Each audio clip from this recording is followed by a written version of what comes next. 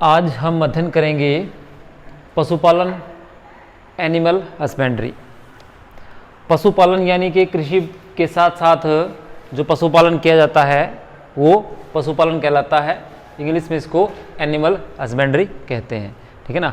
तो भारत की जो टोटल पॉपुलेशन की अगर बात करें तो मोस्टली जो पॉपुलेशन है इंडिया के अंदर वो शाकाहारी है, ठीक है। तो भारत में उसी तरह के पशु ज़्यादा पाले जाते हैं जो दूध और ऊन देते हैं, ठीक है। तो भारत में मुख्यतः अगर बात करें तो नॉर्थ इंडिया में है और वेस्टर्न जो इंडिया है यहीं पर मोस्टली पशुपालन किया जाता है। दक्षिणी भारत में जैसे भेड़ बकरियां हैं और गायें हैं, सिर्फ ये पाले जाते हैं क्योंकि यहाँ पर एक तो चारे का जो उत्तम क्वालिटी नहीं है, और ये जो पार्ट है हरित क्रांति जैसे ही आती है 1967 में, 1967 में जो हरित क्रांति आई उससे बीजों में बदलाव हुआ, हाइब्रिड बीज लेके आए गए। हाइब्रिड बीज आए तो 1970 के अंदर ऑपरेशन फ्लड शुरू किया गया। ऑपरेशन फ्लड शुरू किया गया 1970 में। उसके तहत यहां पर जो पशुओं की तादाद थी उसमें वृद्धि होना शुरू हो गई है, ठीक है। तो देश की अधिकतर जो जनसंख्या है हमारी कैसी है, शाकाहारी है। इसीलिए यहाँ पर पाए जो पशु पाले जाएंगे वो सिर्फ किसके लिए, दूध और ऊन के लिए पाले जाते हैं, ठीक है। तो आज हम ये अध्ययन करने वाले हैं। तो कृषि के साथ साथ पशुपालन किया जाता है इंडिया के अंदर, नॉर्थ इंडिया के अंदर। एक तो यहाँ पर एग्रीकल्चर लैंड अच्छा है, जनसंख्या सघन है, तो दूध की आपूर्ति क्या होती है भाई, ज़्यादा होती है, और दूध की डिमांड भी सबसे ज़्यादा यहाँ रहती है। विश्व में सबसे ज़्यादा जनसंख्या, अगर जनसंख्या नहीं है गणना अगर देखें पशुओं की तो वो भारत में है, ठीक है। दूसरा स्थान ब्राज़ील का आता है, तीसरा स्थान चीन का आता है, ठीक है। तो दूध सरकार के द्वारा कुछ समितियां बनाई गई है। दूध उत्पादन के आधार पर ही भारत के अंदर पशुओं की जनसंख्या, ये जो संख्या है बढ़ती जा रही है भाई, ठीक है। 1919 के अंदर सरकार ने, जिस प्रकार हम जनसंख्या की गणना करते हैं कि कितने मनुष्य किस क्षेत्र में निवास कर रहे हैं, जनसंख्या को काउंट करते हैं, उसी प्रकार प्रत्येक 5 वर्ष के बाद, 1919 से लेकर प्रत्येक 5 वर्ष के बाद सरकार क्या कर रही है, हमारे पशुओं की भी जनगणना कर रही है। ये गणना करती है कि किस क्षेत्र में कितने पशु रखे जाते हैं, ठीक है ना। तो ये शुरू कब हुई थी, 1919 के अंदर शुरू की गई थी भाई। और उत्पादन की अगर बात करें तो एक आनंद नाम का प्रोग्राम शुरू किया गया 1965 में। यह दूध से संबंधित था, क्योंकि पशुपालन से अभिप्राय किससे है, दूध क्षेत्र से है। पशुपालन वहीं किया जाएगा जहां दूध की डिमांड ज्यादा होगी। जिन क्षेत्रों में दूध की डिमांड नहीं है वहां पशुपालन नहीं किया जाता। वहां पशुपालन किया जाता है तो सिर्फ ऊन के लिए, मांस के लिए, ठीक है। लेकिन यहां पशुपालन किस आधार पर किया जाता है भाई, जनसंख्या अधिक है, दूध की डिमांड ज्यादा है, तो यहां ज्यादा पशुपालन किया जाता है। तो 1965 में सरकार के द्वारा आनंद नाम का एक प्रोग्राम शुरू किया गया। वो आनंद सहकारी समिति थी जो गुजरात में शुरू की गई थी, और उसकी सफलता के बाद 1965 में ही डॉक्टर कुरीन जो थे, वर्गीस कुरीन ने ऑपरेशन फ्लड शुरू किया 1970 में भाई। ये भारत का पहला ऑपरेशन फ्लड जो था दुग्ध उत्पादन के लिए शुरू किया गया कार्यक्रम था। ये 1970 से लेकर के 1981 ऑपरेशन फ्लड 1 था, ये ऑपरेशन फ्लड 1।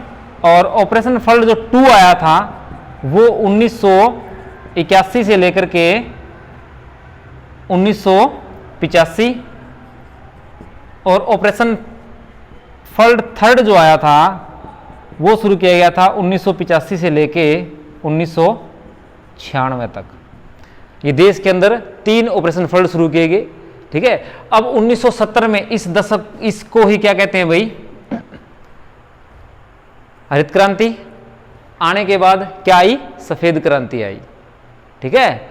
व्हाइट रिवोल्यूशन जो इंडिया के अंदर आया था, सफेद क्रांति किसे कहा जाता है भाई, दूध से संबंधित थी। ये पूछा जाता है कि सफेद क्रांति का संबंध किससे है, तो किससे है, वो दूध उत्पादन से है, ठीक है। वो कब आज शुरू हुई थी, 1970 में शुरू हुई थी। वो किसके बाद शुरू हुई थी, आनंद सहकारी समिति, आनंद प्रोग्राम के बाद शुरू हुई थी। वो किसके द्वारा शुरू की गई थी, डॉक्टर वर्गीस कुरियन के द्वारा शुरू की गई थी। ठीक है, इंपॉर्टेंट क्वेश्चन है ये, बोलने नहीं है। और उसी के बाद एक राष्ट्रीय डेयरी नेशनल बोर्ड की स्थापना की गई भाई। ठीक है, इसका संबंध जो है दुग्ध उत्पादन, जो दुग्ध है इसके उत्पादन और साथ में इसकी जो क्वालिटी है उसको और बेहतरीन बनाने के लिए इसकी शुरुआत की गई थी। ठीक है, और दुग्ध उत्पादन के लिए देखो भी, दुग्ध जो उत्पादन है इसको कहां किस में शामिल किया जाता है, ये क्वेश्चन अगर पूछा गया था। दुग्ध उत्पादन जो है, दुग्ध उत्पादन किस में शामिल किया जाता है? राज्य सूची में शामिल किया जाता है। ठीक है, राज्य सूची में शामिल किया जाता था, लेकिन आजकल ये किसमें, 2007 के बाद सरकार इसको किसमें भी, किसान कल्याण मंत्रालय जो है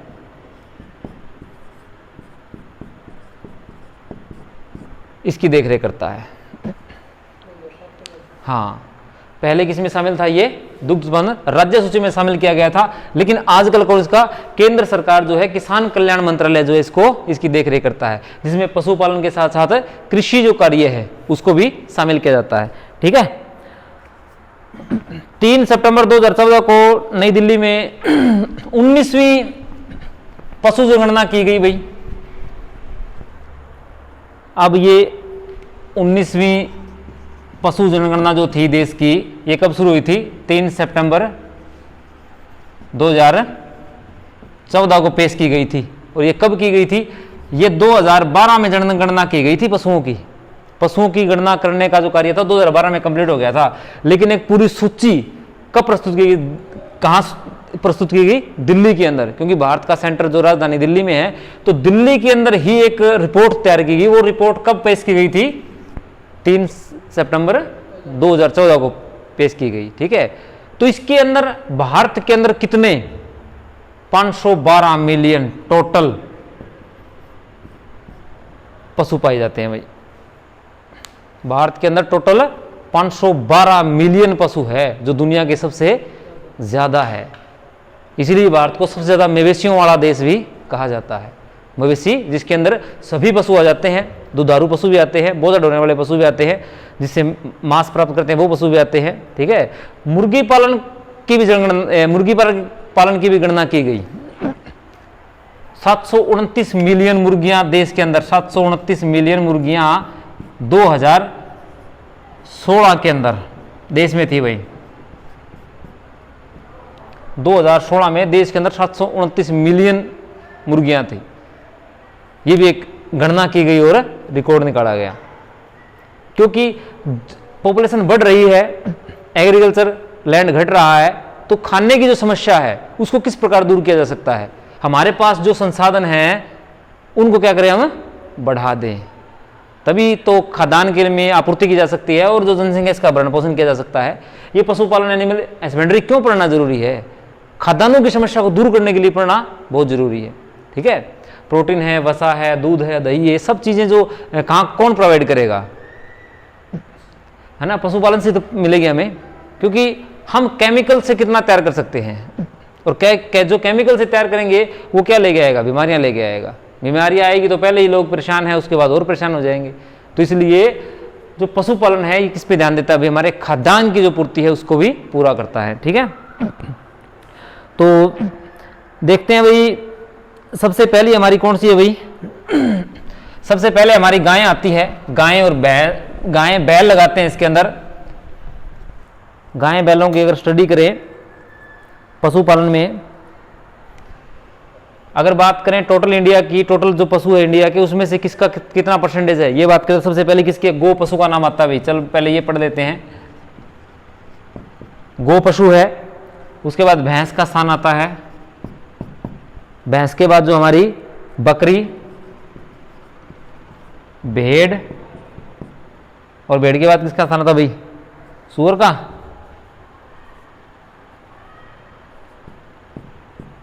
प्रतिशत की बात करें, गो पशुधन जो है सबसे ज्यादा भारत में पाया जाता है। इसकी मात्रा कितनी है? 37.28%। जो टोटल हमारे पास पशुधन है 512 मिलियन में से कितनी है? 37.8 कौन है? गो पशुधन है। भैंसों की संख्या कितनी है? 21.23% है। जनगणना 2019 नहीं है, 19वीं जनगणना है,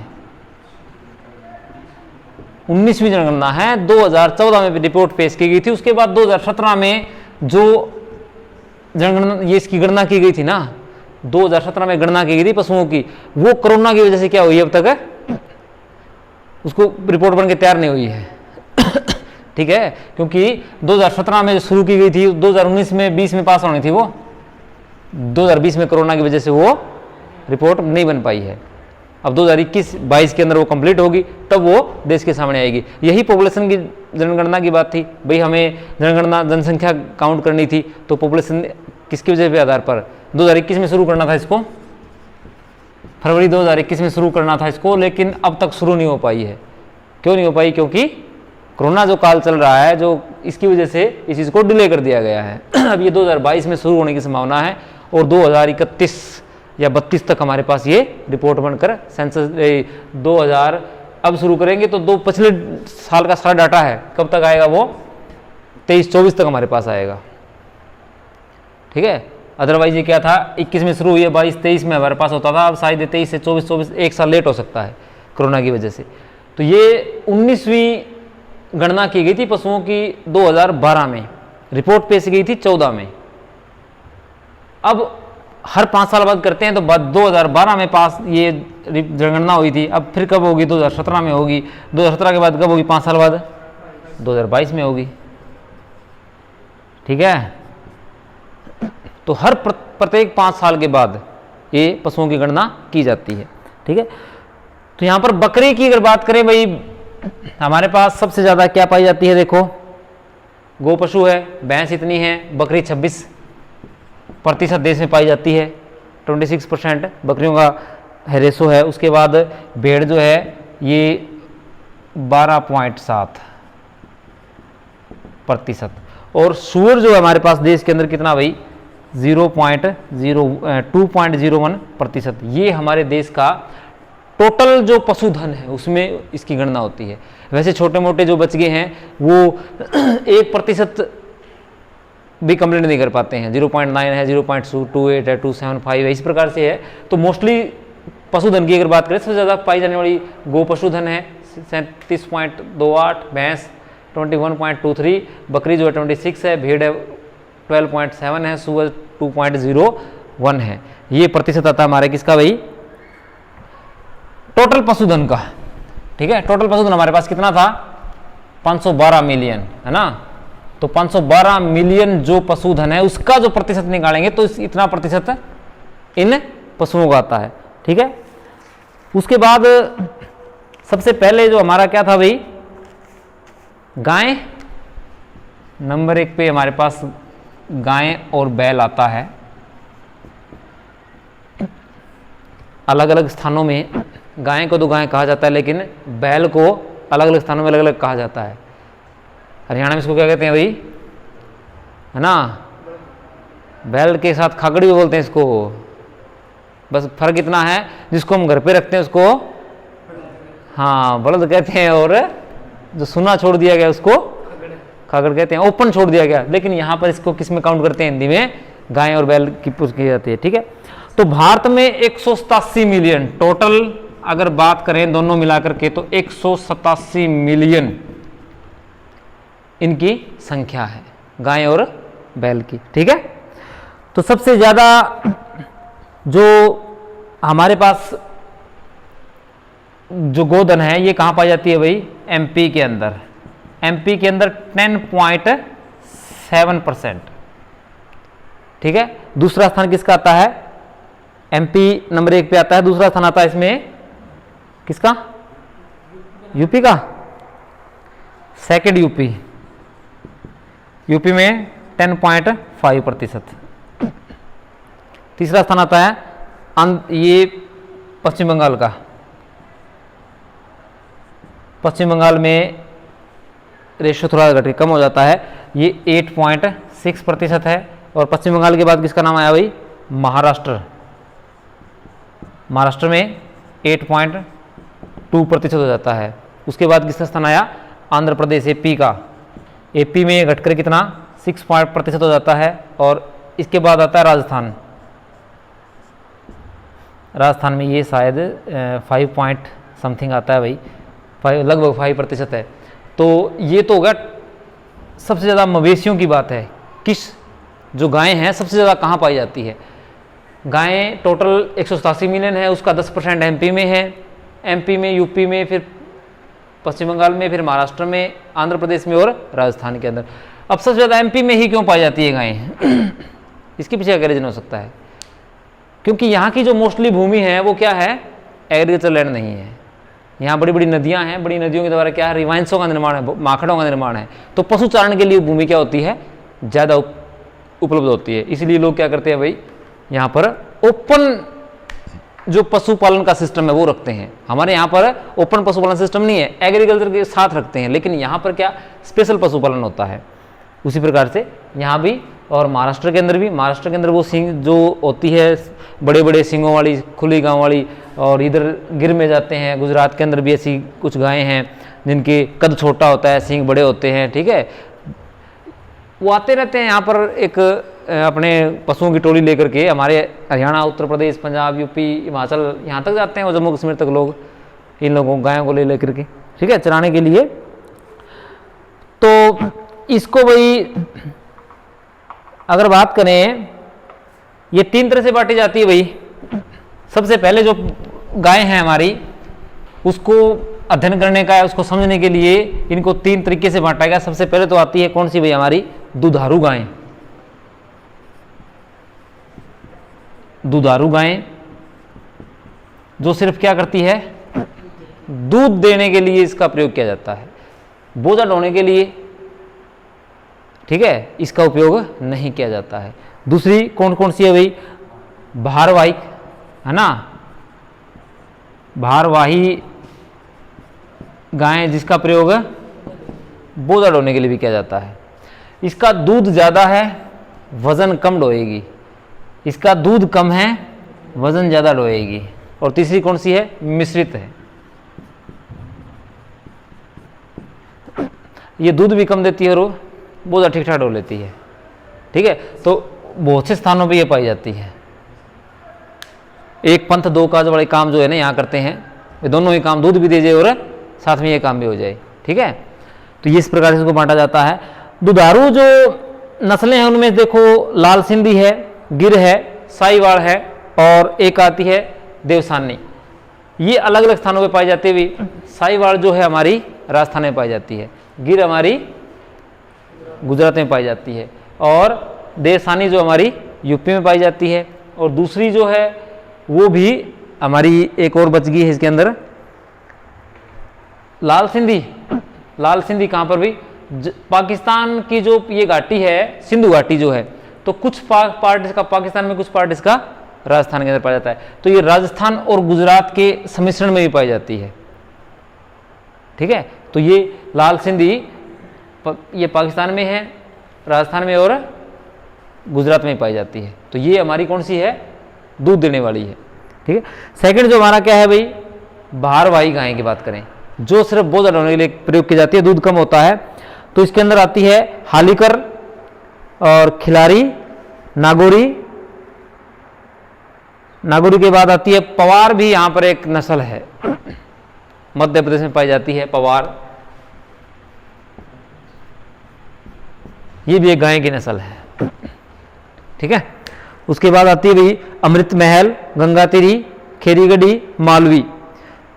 जो हालीकर है वो कर्नाटक में पाई जाती है, ठीक है। और खिलारी जो है वो आपकी यहाँ पर जो मिक्सा पार्ट है मध्य प्रदेश, गुजरात और राजस्थान का, वहाँ पाई जाती है। उसके बाद आपकी आती है गंगातिरी, ये यूपी में पाई जाती है। खेरगढ़ी यूपी में पाई जाती है, ये जो खेरगढ़ी यहाँ पर यूपी में पाई जाती है। उसके बाद का जो पार्ट है आपका भाई मालवी, ये एमपी में पाई जाती है यहाँ पर, ठीक है। तो कुछ एक स्पेसिफिक स्थान है, ये पूरे एमपी में नहीं पाई जाती। जैसे गंगातेरी है यहाँ पाई जाती है, खेरगढ़ी यहाँ पाई जाती है, और मध्य प्रदेश की हमारी एमपी में पाई जाती है मालवी है। उसके बाद मिश्रित नस्लें आती है। दो चीज़ है, एक मिश्रित नस्लों में गाय हैं ओ गोल, ओंगोल। अगर इसको अंगोला बना दिया जाए तो क्या हो जाएगा, ये बकरी की नस्ल हो जाएगी। अंगोल है तो मतलब गाय की नस्ल है। कई बार क्वेश्चन ये पूछ लिया जाता है भाई, तो यहां आके उलझन हो जाती है। ठीक है, गाय की नस्लों में इनमें से कौन सी गाय की नस्ल है, अंगोल है या अंगोला है। तो अंगोला क्या हो जाएगी, बकरी की नस्ल है, और अंगोल है तो हमारी गाय की नस्ल है। ठीक है, अंगोल जो है आंध्र प्रदेश में पाई जाती है भाई। ये जो आंध्र प्रदेश का पार्ट है, यहां पर अंगोल नस्ल पाई जाती है। दूसरा जो है काकरोच है, ये सबसे ज्यादा बाहर ढोने के लिए प्रयोग की जाती है भाई, काकरोच। हाँ, खिलाड़ी भी प्रयोग की जाती है बाहर ढोने में, लेकिन विश्व प्रसिद्ध अगर बात करें तो सबसे ज्यादा पौधा ढोने के लिए कौन सी, काकरोच का प्रयोग किया जाता है। ठीक है, और थर पार्कर, हाँ थर पार्कर भी एक गाय की नस्ल है जो गुजरात में पाई जाती है। गुजरात जो गिर है, गिर के नीचे का जो पार्ट है, यहाँ थर पार्कर नाम की एक गाय की नस्ल पाई जाती है, जिसका वजन ज़्यादा होता है। ठीक है, इसको चलने फिरने में दिक्कत होती है, वजन इसका ज़्यादा होता है। उसके बाद मेवाती आती है। मेवाती जो है ये मेवात में पाई जाती है, मेवात के आसपास का मेवाती नस्ल है। मेवाती नस्ल का नाम है, वैसे मेवात हरियाणा में है, लेकिन नस्ल कौन सी है, मेवाती। ये कहाँ पाई जाती है, यूपी मेरठ के आसपास का जो क्षेत्र है वहाँ पर ये पाई जाती है। ठीक है, उसके बाद हमारे आती है भाई हरियाणवी। हरियाणवी एक मिश्रित नस्ल है जो दोनों ही काम करती है, बोझा ढोने में भी काम आती है और दूध के लिए भी उसका प्रयोग किया जाता है। इसके दूध के अंदर क्या पाया जाता है भाई, वसा और फैट ज़्यादा मात्रा में पाया जाता है। ठीक है, हरियाणवी जो गायें हैं सफ़ेद होती है, इसके कंधे पे थुई होती है। ठीक है, सींग अच्छे होते हैं, हाइट अच्छी होती है और लंबाई ज़्यादा होती है। तो ये एक सुंदर सुडोल और हैवी बॉडी की गाय होती है और मजबूत होती है। तो ये भारवाह भी और दूध के लिए प्रयोग की जाती है। ठीक है, उसके बाद आती है राई हमारी, और निमाड़ी एमपी के अंदर पाई जाती है भाई। तो ये हमारी मुख्य गाय की नस्लें हैं जो मोस्टली कहाँ, उत्तर भारत और पश्चिम भारत में पाई जाती है। केवल एक ही है जो कहाँ पाई जाती है भाई, आंध्र प्रदेश में पाई जाती है। ये तमिलनाडु की एक जनजाति है, नीलगिरी के निचले की जो पहाड़ियाँ हैं वहाँ पर टोडा नाम की जाति है एक।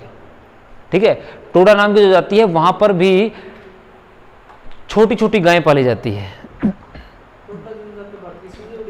नहीं, टोडा जनजाति भारत की सबसे बड़ी दुधारू जनजाति है, जो दूध उत्पादन करने में से इनका अग्रणी स्थान रहता है जनजातियों के रूप में। वैसे भारत की गोंड सबसे बड़ी, संथाल और गोंड दो बड़ी जनजातियां हैं जो मध्य प्रदेश में पाई जाती है, मध्य प्रदेश और छत्तीसगढ़ के बीच पाई जाती है। ठीक है।